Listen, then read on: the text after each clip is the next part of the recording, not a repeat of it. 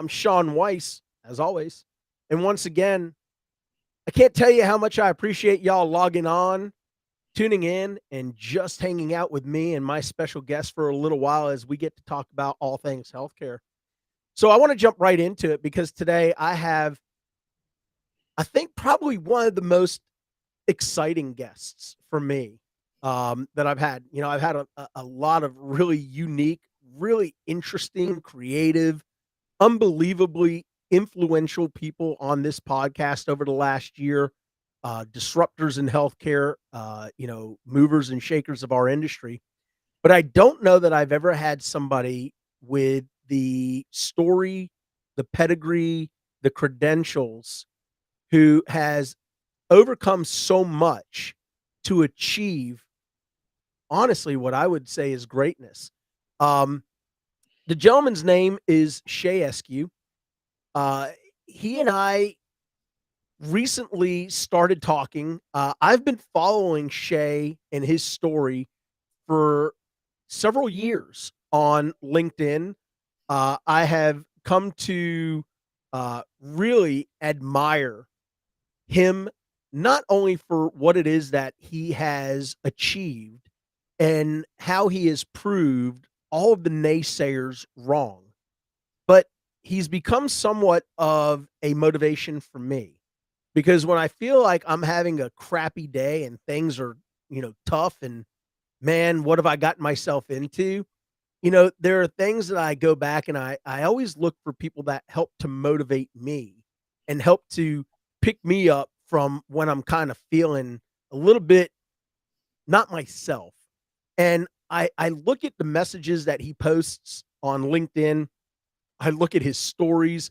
I look at the things that he's doing as a world-class athlete, as a father, and as just a member of society.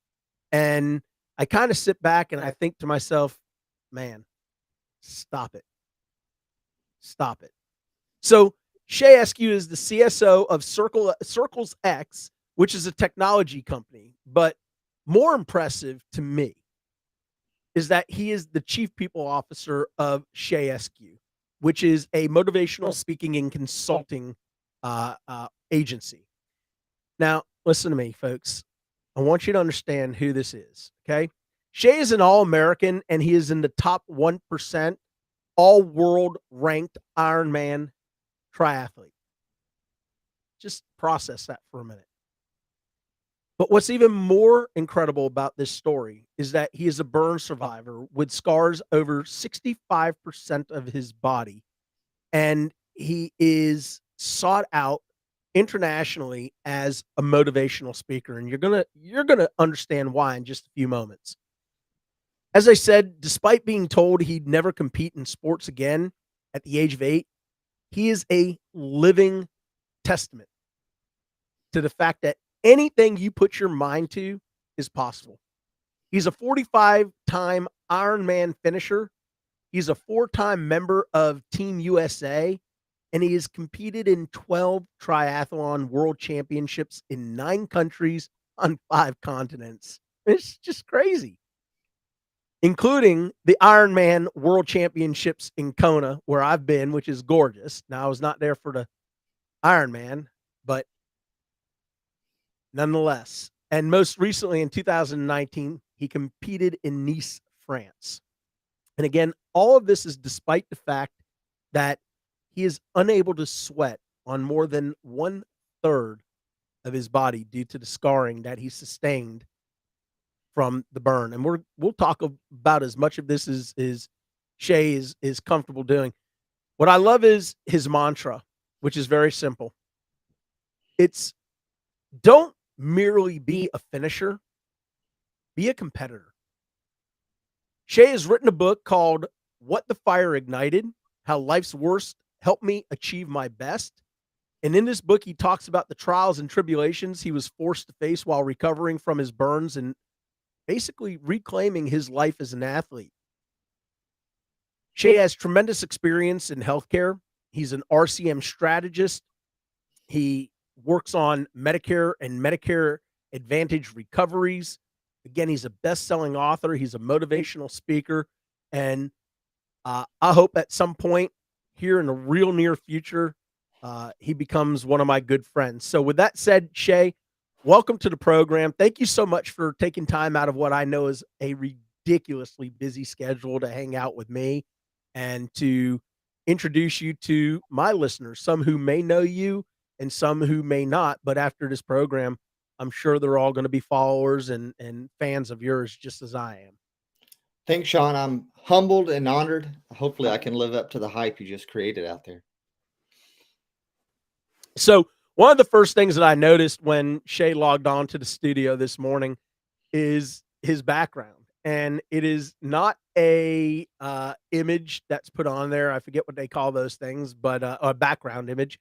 But that is a true picture of where he's at. And I said, "Man, you look like you're in Montana." Because as all you all know, that is really mine and Jill's second home. And I said, "Are you in Montana or Wyoming or Colorado?" And he said, "No, man. Tell him what you told me." Well, believe it or not, I'm in my home office, which is a tree house in the back of our property. I live in a suburb of Nashville, and I'm a big believer if you can't get to the outdoors, bring the outdoors to you. So we had a tree house built during COVID that's fully conditioned, air conditioning, heating. It's got a living space above. So this is where I work out of. And thankfully, with 5 kids, I'm able to justify it was for them, right? That was a good selling point to my wife. It's for the kids. Um, but I love it. You know, you're out here with nature. I see all the squirrels and the birds. We've got deer out here. Love it. Yeah. Well, I'm a farmer. When I'm not sitting behind a microphone or in a courtroom or in an administrative law judge hearing, I'm a farmer.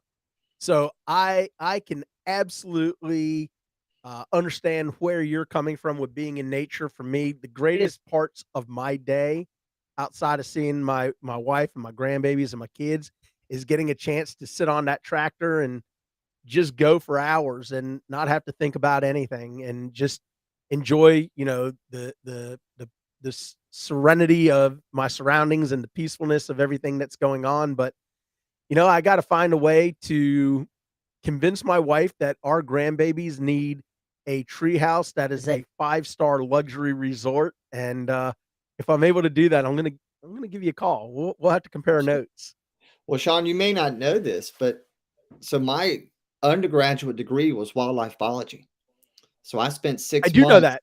yeah, living in the woods, trapping bears for a living. And so I'm truly at home being outside. Like when we built this, we had a 200-foot zip line put off the back of it. I'm just a kid at heart. You know, thankfully, we've got the kids to support that. And I love that you brought up that you're a kid at heart because that's one and I'm serious when I say this. That's one of the things that as I'm getting older and I'm getting ready to hit 50 that I've struggled with because I've always considered myself to be young at heart. I've always considered myself to be, kind of like Tom Hanks in that movie Big. Right? The kid that never grew up and he got a chance to, go back and do it all again in an adult body. But it's it's so important, especially for people in our industry, at least I believe this, to disconnect and to unplug, get away. You don't have to go out into the wild or into the nature or anything like that, but find something that allows you to decompress because we work in an industry that is so highly regulated, that is so fast paced, that is ever changing, rules, regulations, litigation, threat of audits, threat of recoveries, recoupments, all of those kind of things that it becomes it becomes the most stressful part of your day. And I know a lot of folks that burn out. Now, I've been blessed. 29 years I've been in this industry. This is not a job. This is my career. But there's a lot of folks that are young that are getting into healthcare, and some may not be doing it for the right reasons. But, I think it's as I've gotten older, I've learned that it is so critical to disconnect, to shut your phone off, and to get out there and spend time with your friends, with your family, or if you just need to be alone for a little while, get away, get your me time, get your me space. And Sean, here's what's interesting. So many people think that the only kind of networking you can do is to go play golf, right? Or let's go have drinks or coffee. I got a buddy of mine. He's at a big health system in South Dakota. We spent 2 days hiking through the Black Hills. We went and toured all of his hospitals. I was like, what better way to understand his daily challenges than to go see it firsthand and then spend time experiencing the great outdoors? And so I'm a big believer carving out time for yourself. I spend 2 hours every morning doing that. I figure once I take care of myself, I can take care of my customers and my family. Yeah, it's so important, because again, with what I do, I feel like I'm always on call, you know? And my wife sometimes, she'll see my phone ring at 9:30, 10 o'clock at night, Right. seriously, because I have clients that are, on the West Coast. I have, prosecutors' offices on the West Coast or Central Time or whatever it is. And, you know, they're working. So they say, if I'm working, they don't take into consideration other things sometimes. And I think that's part of what's happened with our society is we become inconsiderate to a degree. It's become it's about me, it's what I need right now for my gratification, for my needs, as opposed to taking into consideration what what is it that others have as an expectation? Am I infringing on someone else's personal time, on, their personal space? I need to be mindful that even though it's, 5 o'clock here, and for me, because, either this is my lifestyle, I don't have a significant other, I'm not married, I don't have children. So for me, I surround myself with work. But stop, pause, take into consideration the other person that you're trying to engage with, especially if you're, 5 o'clock Pacific time, is 8 o'clock East Coast time. And maybe they have a completely different lifestyle than what it is that you lead. And I think that's part of being mindful, right? I think it is, and for me, it's always just be transparent with people. Forever we were always, I hate to say the word ashamed, but we didn't want to tell people, hey, I'm taking the day off to spend time with my kids. Celebrate that, right? Like I let people know up front, hey, I'm a family man. This is what brings me joy. I'm spending, a week at Christmas snowboarding. Sorry, you can't reach me, but I will check emails at night and when I wake up in the morning. And that's when I'll respond to your needs. And I think people respect that they understand you have priorities and you know what's really important in life, right? Yeah. Yeah. I tried snowboarding once. It didn't work out well for me. We could chat about that story offline. But my disconnect every year is, we head to Montana and we get on snowmobiles. Now my wife loves to ski, so she does the skiing, but I am an avid snowmobiler. That is my jam. That is my thing. Again, like riding on my tractor, I get onto a snowmobile and I could ride for 12 hours and never get tired of it. We do the cross country from Montana through Idaho and, All right, I'm out coming to see to you Tetons. 100%. Let's do it, man. Seriously, because I'm And telling you, you don't you need to twist motivate my me arm. to want to do more. I'll tell you what we'll do. We'll go do a run first and then we'll snowmobile. That way we both, you'll feel better about it. Trust me. Can you carry a 208-pound guy on your back? Because I don't. The only time I run these days is when I'm being chased. Have you seen me? I'm built like a 12-year-old. I can barely carry my 60-pound 8-year-old up the stairs. Yeah, I've seen your triathlon pictures, your Ironman pictures. You are what every human being should aspire to, health wise to be. You're unbelievable. But let's talk quickly if we can. I want to talk about your book. What is it that motivated you to write this book? I mean, I understand you went through a horrific accident as a child, but what is it that really motivated you to write this book?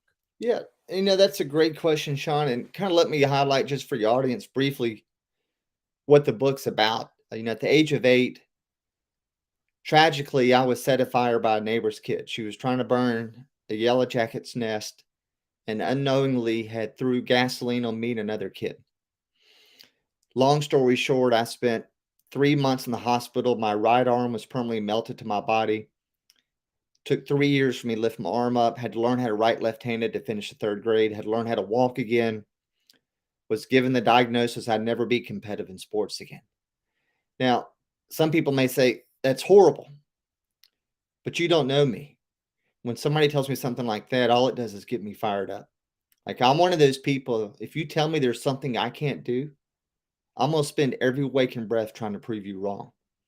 And when those doctors told me at 8 I'd never play sports again, that became my mission. I was going to commit every day to reclaim my life as an athlete. And so as a result, I've had over 40 surgeries, 2 this year alone. It's a never-ending process. But the reason why I wrote the book was I wanted to leave a legacy for my kids to let them know life's not fair. It's hard. It's cruel. And we are going to be tempted on a daily basis to quit.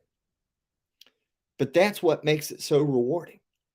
Because those of us who have the courage to push forward, to embrace the suck, that's a term I use quite often. It's like, it's embracing that life is hard. Don't fight it. It's a Channel great it. term. I feel you coming, right? I borrowed it from the military. I mean, they live it. But once you acknowledge it, once you embrace it and say, you know what? I'm ready for you. My whole life is carved around overcoming adversity. I know when times are hard, that's when I shine. I know that's when the competition quits because it's hard.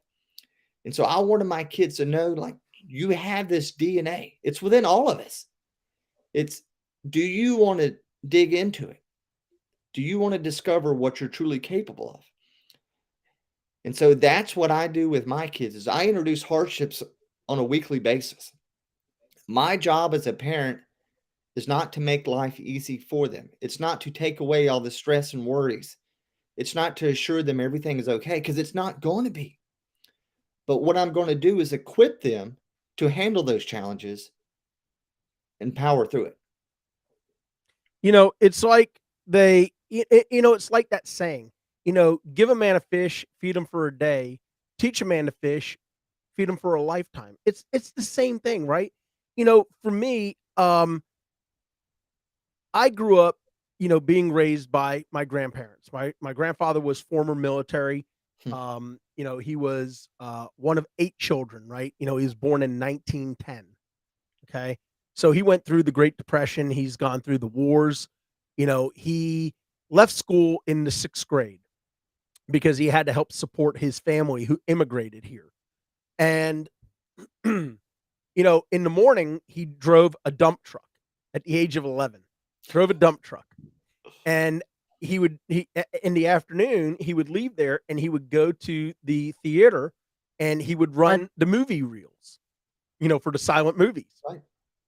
And at 17, went into the military, worked his way up from a grunt and became a conductor on the Army trains and got motivated because, he said, he would tell me all the time as a kid, I would look up in the sky and I would see these planes flying over. And I thought to myself, man, I want to do that. And he went from having a pretty neat job as a conductor on an Army train to becoming an aviator, a naval aviator. And long story short, wound up retiring as a senior vice president of Chrysler Corporation on a 6th grade education. So when I hear people talk about the fact that, life's so hard, life's unfair, I tell people all the time, life is what you make of it. You're your own worst enemy. Tell yourself that you can do it. Yeah, go ahead, please. Think about it, though. Like when we all sit around at the campfire or having a drink at night, we don't talk about when everything fell in our lap. We tell the stories of when we could barely pay rent. We were wondering how we were going to buy groceries this week. Those are the things that excite us. We take pride in walking barefoot in the snow up the hill both ways, as our parents say, right? But there's a truth to that. Like doing hard things brings us joy. But why do we go to great lengths to avoid pain? It's amazing what people will do to avoid pain. Whereas if you intentionally introduce stress into your life, you become numb to it, right? Like That's you right. seek it out because I can do this. I can do anything as long as I'm always willing to keep pushing and never quit. Like people always say, Shay, like how do you do an Ironman? How do you run a marathon after biking 112 miles? I said, I'm not running a marathon. I'm running 1 mile 26 times. And that's what life is. It's don't get so wrapped up in the big goal. Break it down to the bite-sized pieces. Can we run a mile? Absolutely. And then when you finish that, I'm going to run one more mile. And that's what life is. How do I get through today? Don't worry about next year, the goals you have to hit. Focus on today, and you'll be amazed if you just focus on doing the daily stuff. Next year takes care of itself. Absolutely. That's so well said. One of the things that I tell people all the time, one of my sayings is, you know, uh, um, you know, nothing of greatness comes easy. You got to work for it, right? You've got to put in the time. I have a lot of folks that will say, man, how do I do what you do? Look, took me 29 years to do what I do. And I'm still learning every single day. I consider myself to be a master of my craft because I read continuously. I study continuously. I I try to play chess using the mindset of a prosecutor when I'm getting ready for a trial. What are going to be their questions? What's going to be their angle? What are they going to try to use as their hook? How are they going to convince a judge and or a jury that this physician committed fraud, right? Yeah. That they were wasteful or abusive. So for me, I look at what I do as a chess game, right? And again, I want my clients to get the best of me because I expect the best from myself. And that's what I tell my kids and my grandkids every single day. You have to expect greatness from yourself. Are you going to stumble? Absolutely. Are you going to make mistakes? Absolutely. Are you going to create grief and hardship and strife and all of those other, adjectives or, whatever that comes with it? You are. But if you can, it's not how many times you fall, it's how many times you pick yourself up. And That's Sean, what for makes you me, who you are. it's also about having a renewed sense of perspective, right? Like when I'm struggling and people think, oh, must be easy for you. Everything you no, I'm like you. Every single day I'm facing a new hardship. But like if my knees are hurting me, I need knee surgery, right? I was told at 35, 90 races ago, I couldn't run anymore. That's what I was told. But I said, look, my friend that's a double amputee, I bet he would love to have aching knees. When my kids are acting up, I tell my wife, people that couldn't have a kid or lost a kid, they would love to have 5 bratty kids. And so when things aren't going your way, think about it the other way. Like, how lucky am I to experience this discomfort? Right? I mean, this is truly a luxury. It may be unsettling for me, but if I really have a different perspective on it, it's an opportunity. Like when I'm really struggling, I keep telling myself, God, I get it. You're preparing me for something great. I don't know what it is. It's probably not going to happen tomorrow, next month, next year. It could be 5 years from now, but I'm ready. Help me understand what it is, but trust and do the work. And I think that's so important, right? Is to be, that's the difference between managing and leading, right? I've given this lecture, which is, leadership skills for medical practice executives. And I tell people that managing is being reactive. It's looking backwards, retrospectively thinking. Leadership is prospective. It's forward thinking. It's it's taking the mistakes of yesterday, learning from those and preparing yourself not to make those same mistakes again through preparation by preparing. So I agree with you. Every I look at everything that I do each and every single day as an opportunity to learn something, right? Lord knows my wife will tell you, I start making mistakes the moment I open my eyes in the morning, and I don't stop until I close them at night. And, but I look at each thing that I do as a learning opportunity. And I want to get your take on something because you and I are pretty close in age, if I'm not mistaken. Yeah. Um, I was raised in an industry at a time where a word was very important, and that word was accountability. And I feel like that's what's missing right now in a lot of places, and people are not holding themselves accountable. You know, I missed a meeting. I could have easily come up with 100 excuses. I put it out there and I said, time got away from me. I apologize. What can I do to make it right? I could have easily said, I was tied up in a meeting with a lawyer. I was tied up in a meeting about a hearing. That's just not my style. I have to be accountable because I am a man of my word. And if I don't, if my word means nothing, then I mean nothing. Yeah, I agree. And it's completely disarming, right? When you say, listen, I've had it before where I dropped the ball with a client. And I told him, I said, look, I completely dropped the ball. 100% my fault. I understand if you're upset with me, that was not my intention. There was no issue. And they didn't know what to say because I just came out and said what they knew to be true, but I didn't make excuses about it. And it happens all the time with my wife. Hey, sorry, I forgot to pick this up. Completely my fault.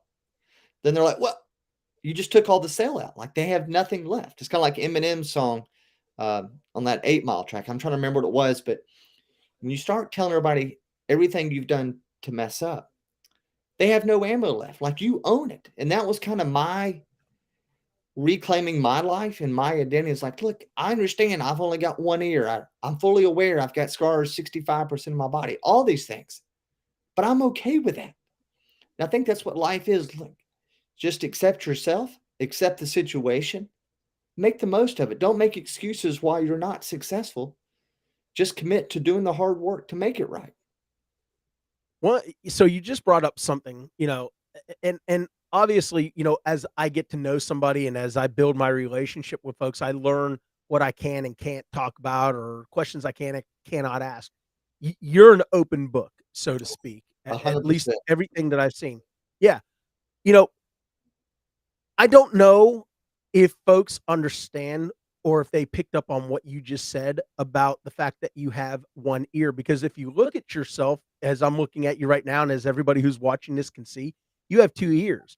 But I remember watching your posts about going to the doctor. And for the first time after decades, right? They constructed an ear for you. And they, to give you that proportion and to give you, what it was that you were seeking, right? Because obviously it was something that meant something to you, something that you wanted to take care of, and you were able to do that. Can you talk a little bit about that experience and what that was like the first time you had that prosthetic, Yeah. created for you? Just for perspective, for 28 years, I had no right ear. My right ear had to be amputated.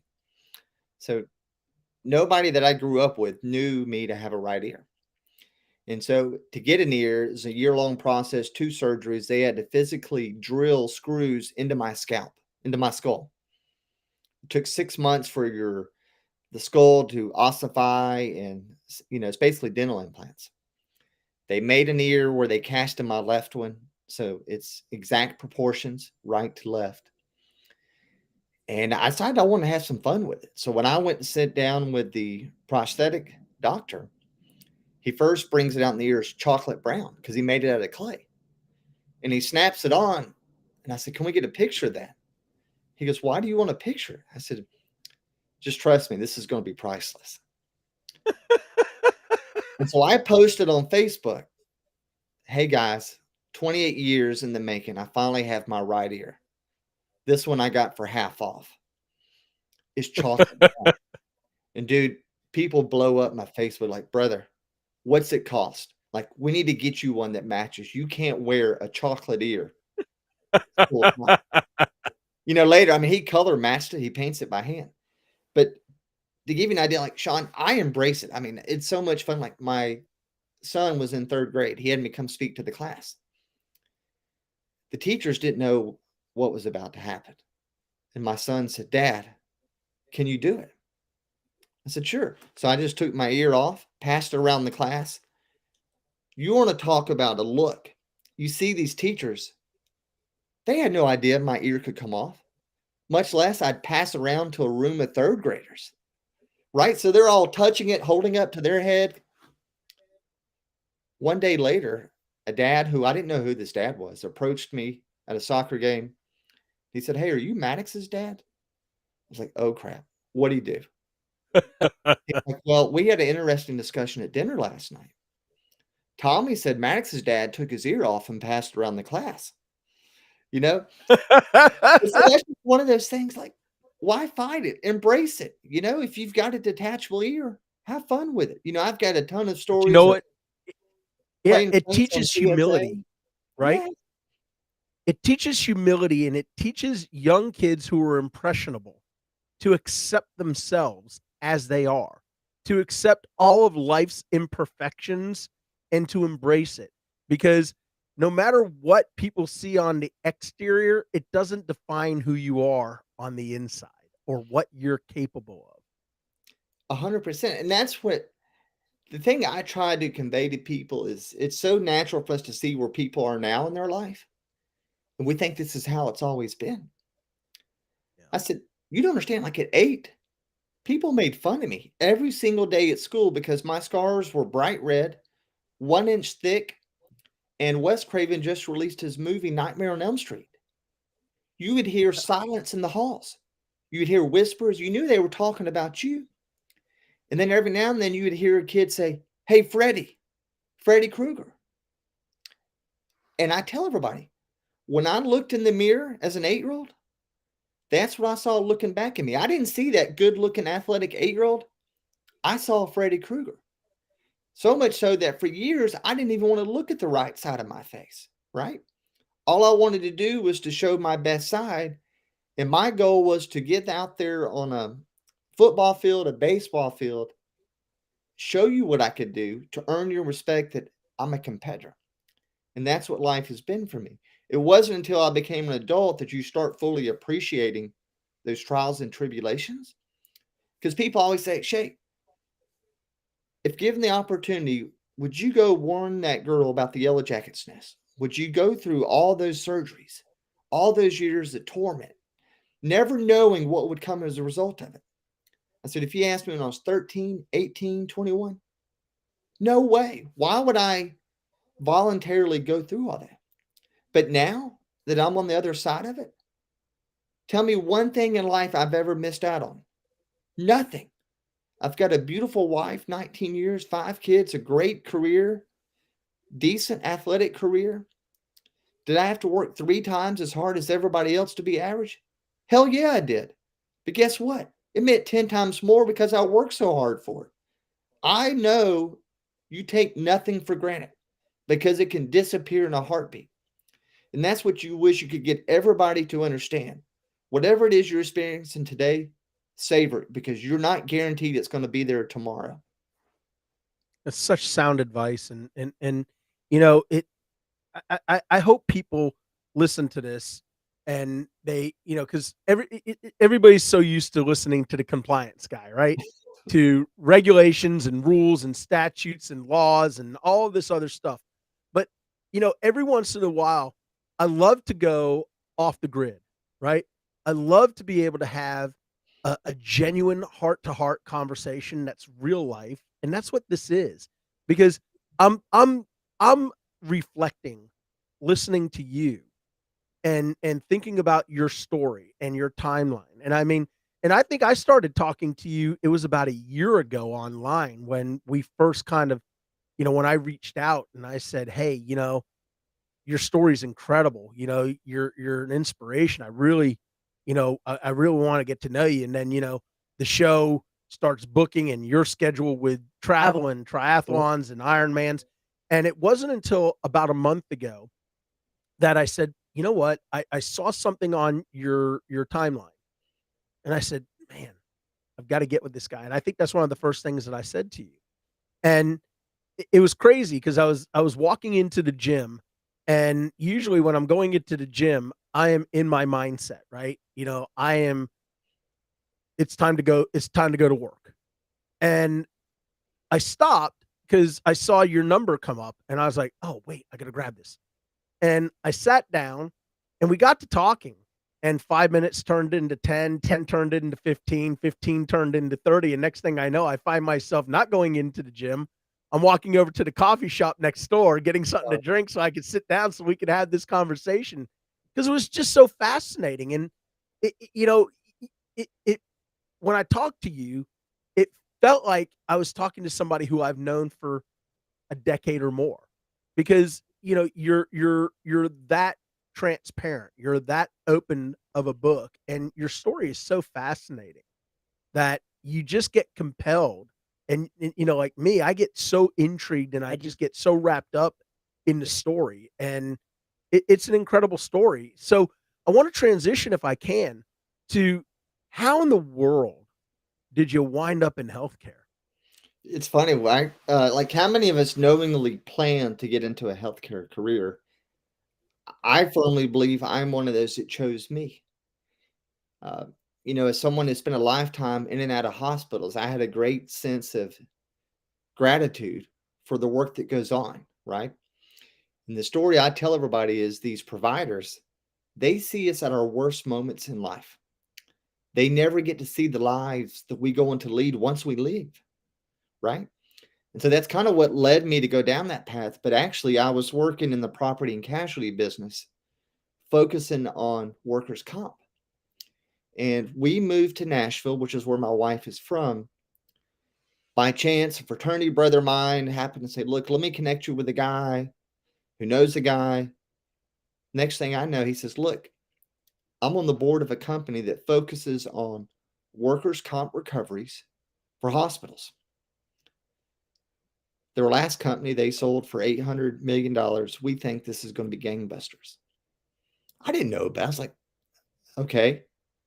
But once I met with the CEO, and then I saw him embrace the founder, like they hadn't seen each other in a couple of months. And the founder walks into the office right after my interview. The CEO runs up, hugs the founder, and they're rocking back and forth like, man, I miss you. Dude, it's so good to see you. And I said, look, I want that. Like, I follow people that are passionate. The money will come, right? When I saw that, I was like, this is it.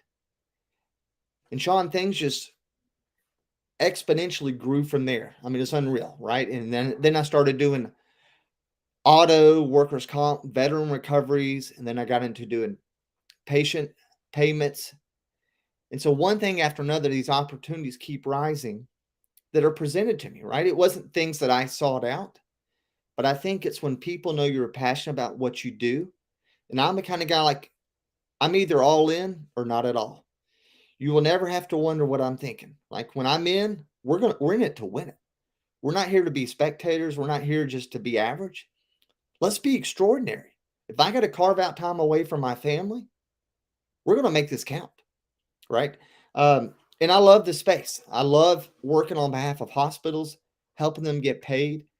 It kind of makes me feel like I'm repaying the debt of all the service and the life that they've given me. And then, on the health side of it, like, I speak at these conferences. I've got some people I'm coaching, mentoring, helping them reclaim their fitness. Because let's be honest, people in healthcare are not in the best shape. They spend too There's much so time, much truth to that. right? And it's sad, and they know it, but they just need somebody to help them. And I feel like I can be a voice for these people. Like, I'm gonna start a you'll see it coming soon, a network of healthcare executives. If you want to get in shape, I'm willing to facilitate this. I want to bring together healthcare executives to help them figure out, how can I be an executive and be healthy at the same time?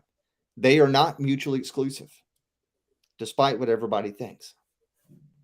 So will this be something that doesn't matter where you live in the country, you can 100%. virtually participate?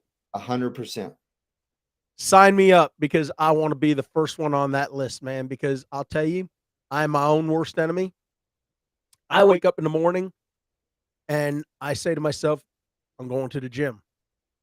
And then I walk into the kitchen and I make a cup of coffee and I say, well, let me just drink my coffee and check my emails from last night because, I have clients on the West Coast or international. And the next thing I know, it's 8 o'clock. Now it's 9 o'clock. And now there's no chance to go to the gym.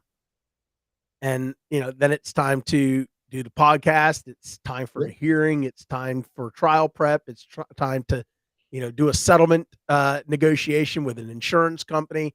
And next thing you know, it's 5:30 and now it's time to head out to the farm because, when I'm done working my real job, I have to go out and Good we job. spend 4 or 5 hours out at the farm. Yep. So, excuse me. So, time just gets away. So, I'm trying to find a way because, I don't go to bed till 11:30, 12 o'clock at night, which is not good. But, by the time you get home and you decompress and, you shower and you get into the bed, the last thing you want to do is wake up at 5 o'clock in the morning, 6 o'clock in the morning to go to the gym. You're just like, really? But if there's something that you're doing, I'm serious. I will promote the fire out of it. I know you've got a ton of followers, but I promise you, I want to be the first person to sign up for this program. So you get me the details and then I will get it out to all of my followers as well. We'll make it happen. And again, like what I believe we all need that accountability, right? I want to create a network of people where if Sean says, hey, I'm struggling, somebody else says, hey, Sean, I'm right there with you, brother. Here's what's worked for me. Tell you what, I'll call you tonight to make sure, right? It's keeping people accountable. One of the stories I love to share was when I went to compete at the World Championships in Hawaii 2012. I wanted to use that to make an impact in somebody else's life, somebody that gave everything for me, and that was my dad. My dad's one of those that gave everything to everybody but never saved any for himself. Sadly, was 60 pounds overweight, struggled with his weight his whole life. So I called him at work one day. I said, Dad, I've signed you up for a weight loss clinic. You have to be there tonight at 6:30. I've checked your schedule. It's open. I've already prepaid the first 6 months with your credit card. Because let's be honest, if you don't have skin in the game, you're not committed, right? Like I can't do it for you. And I said, if you're tempted to quit, call mom and call my sister because I already told them what you're doing. And you tell them you quit because it's too hard. Enough's enough to make it happen. 4 months later, he lost 45 pounds to cheer Wow. me on at the Ironman race, right? And that's what it is. Like you need somebody to force you to take that first step. It's all about momentum. It's not hard. You just need to take that first step. Like that, Sean, what I say is every morning when that alarm's going off at 4:30, I'm like you, I'm tempted to hit snooze. But I keep saying, if I want to live like 1% of people in the world, I got to be willing to do what 99% of the people in the world aren't willing to do. And it That's starts awesome. right now, right? And you set it all in motion. I've already got everything laid out. All my workout stuff's laid out. I just have to put it on.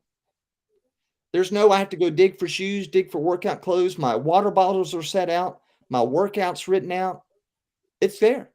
It's just like brushing your teeth. Yep. So I don't know how many people have seen your workout facility that The you pain have. cave.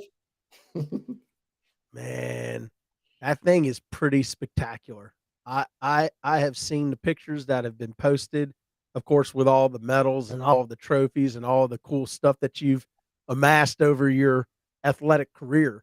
But looking at those stationary bikes that you have in there and the way that everything's set up, it's a first class facility. It's easy to understand how you can get motivated just knowing that's what's waiting for you. But I love what you just said. If I want to be in the top 1%, I have to be willing to do what 99% of all others aren't willing to do. And I think that's the recipe to your success right there is that you have created your own motivation. And I, I think the other thing is I was listening to you talking about your dad, and correct me if I'm wrong, but I think you know, more than just trying to motivate your dad, I think it was your opportunity to return to him all of the support and the love and everything that he gave to you throughout the course of your childhood, your adolescence, your young adult life, your adult life. And that was your humanity, your humanitarian side kicking in and saying, I love you and I want you to be healthy. And I don't need you to be an Iron Man, but I need you to take care of yourself because Yeah. I need you to be around. I mean, am I fair in saying that? You were dead on, and that's the thing, like, we think love means I'm not gonna say something that'll upset you. Have the love and respect to say what nobody else is willing to say, and say, "I love you," and I told him, I said, "Look, I want you around to play with your grandkids, and the path you're heading on, you're not gonna be here. I'm just saying what nobody else will say." Now, like you Yeah. said, you don't have to be an Iron Man. He's not. But hey, I can tell you, 45 pounds lighter, you feel like an Iron Man. Just getting up and putting your shoes on, you're like, "Wow, this is pretty freaking amazing." Yeah. Absolutely. Man, so much great stuff. So, in the last little bit that we have together, let's talk a little bit about what you all are doing because you are the CSO of CirclesX. Can you talk a little bit for our audience on what CirclesX is? Because I know it's a technology company, but you're really pairing things together. I know there's navigation and GPS and other things tied into it, and people are probably kind of going, wait a minute, Sean, you just went completely off the tracks here. I thought this guy was an RCM Right? expert. What are we doing? Where are we going with this? Yeah, and it's interesting, Sean, because you've been around long enough that when you say technology and healthcare, it's kind of an oxymoron, right? It's always been Yeah. historically manual processes that are tech enabled. So the differentiator is we have 170 patents. The last one took 5 years to get approved. And the patents are focused on leveraging geolocation based algorithms and IoT device data, Internet of Things. So, what we do is we look at paid Medicare claims. We're able to ingest those and we can match it up against accelerometers and cell phones. For instance, your cell phone, every time you drop it, it's recorded. If you're in a car wreck, it's recorded. The G force impact of that is significant factor, right? You can correspond with, hey, this person was in an accident, and then using the GPS navigation system in the car, they were in an accident at 12th and Main at 2:30. It was sunny, and here's the damage to their car, matched up with a paid Medicare claim. And why should Medicare be paying for a claim that should have been paid by a third party auto company, right? And we roughly estimate it's about 10% of paid Medicare claims should have been paid by another party. As a taxpayer, we have a problem with that. And it's not that there's malfeasance in the industry. It's just like when you're taken to the ED when you're in an auto accident, you don't have your auto ID card in your back pocket. It's Well, usually no, in the your first glove thing box. they say to you is, yeah, the first thing they say to you is, "Who's your insurance company?" And you pull out your Medicare card, 100%. especially an elderly person, right? Right. And then if you're trying to call somebody once they've left the emergency room, one, they probably won't answer. Two, if they hear your hospital and billing, definitely not calling you. And then if you do get them on the phone, hey, it wasn't my fault. Call the other insurance, right? And so that's why we're able to marry up all this and leverage available technology to identify these third party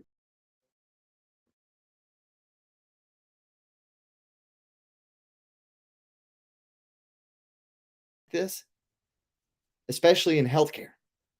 And I think it's going to have a huge shift. And I think ultimately it's going to be something that migrates further upstream in the revenue cycle process. But why we love looking at the Medicare is because of the MSP guidelines, the Right. enforceability of it. You can't dodge it and say, hey, I'm not paying you. No, you have 60 days to pay. If not, you're subject to double damages and interest, right? That has real teeth. And we also know that these third party carriers, usually they're already aware of the claim. They've been reserving for it on the balance sheet. They've paid to get a car fixed. They've paid for somebody to go back to work. They just never got a medical bill. It's not like they're calling And they around. know it's coming. Yeah, They know it's out there. They know it's out there. Absolutely. That's part of the game. it is. Again, I don't fault people. They're playing by the rules that exist, and we're trying to level the playing field. And we think this technology will go a long ways towards that. That's pretty awesome. Well, I can't wait to learn more about this technology as it continues to evolve. 170 patents. That's pretty impressive.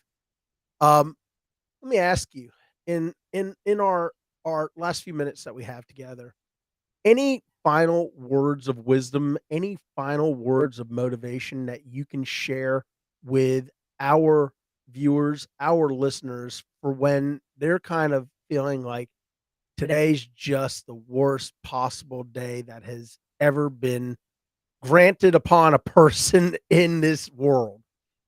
What would be your advice to them? How do they dig themselves out of that? Yeah, for me, it really boils down to a sense of gratitude. It's reflecting back on those moments that were true hardships that you never thought you'd get through there. Like for me, it was as an 8-year-old. And I think, how does this compare to when I was 8? Does this even compare? No, it doesn't. And it just kind of resets it. But I'm also a believer, like all I read, Sean, are nonfiction books. You won't catch me reading a Nicholas Sparks books. It's not that he's not a great writer and has compelling love stories, but I want to read stories of adversity. I want to read about people that overcame insurmountable odds, because what I'm doing is training my brain that when, not if, when things go south, my default reaction is, I got this. Here's what I'm going to do because others have done it. And so the more that you can read about others and how they dealt with their struggles, it becomes part of your coping mechanism. You don't feel alone. You reflect on those situations and it becomes part of yours. It's awesome. All right, ladies and gentlemen, that's going to bring us to the end of our podcast today. As always, thank you all so much for tuning in, logging on, and just hanging out with me and my special guest, Shay Eskew. I hope you all have been as touched by his story, motivated by his achievements, and pointed in a direction that helps you to realize that no matter what you think today is, plan for tomorrow, because tomorrow is always going to be a better, brighter, bigger day. And there's always bigger, better things waiting for you down the road. With that said, we'll be back next Monday with our coding and compliance roundtable. We have the whole entire crew back together: Scott Kraft, Paul Spencer, Stephanie Allard, Terry Fletcher, Christine Hall will be on at 12 Eastern. We can't wait to have y'all join us. Until then, remember, be good to yourself, but more importantly, y'all be good to each other. Take care.